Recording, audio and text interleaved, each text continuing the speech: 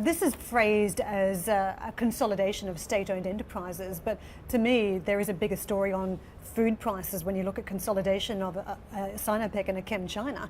It's about shoring up the future. Even though we've had deflation for many, many months and even a couple of years now, it's not always going to be the case for China, which has a huge food security issue.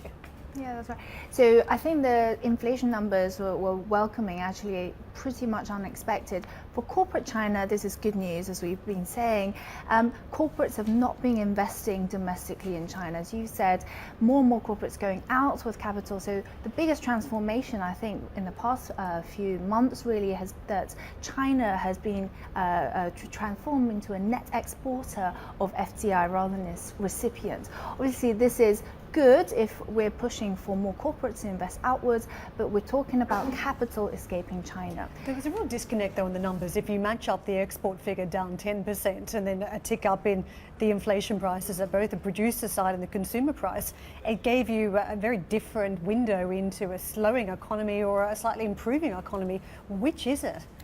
Yeah, the data is mixed, but overall is pretty good. It's very positive. The trade data was weak, but thankfully trade is not the fundamental driver of growth in China.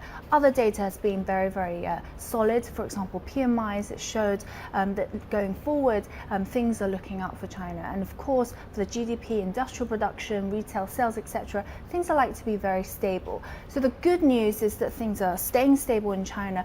And that's good, not because, first of all, obviously, growth is the underpins political and social stability, but also it's a prerequisite for China to continue the necessary reforms like SOE reforms, land reforms, etc. Ginny, I take you're on board what you're saying, but I am still worried about trade, I have to say. And I know you're saying it's not the primary driver for China, but it has been the primary driver for China for most of the last 20 years as well.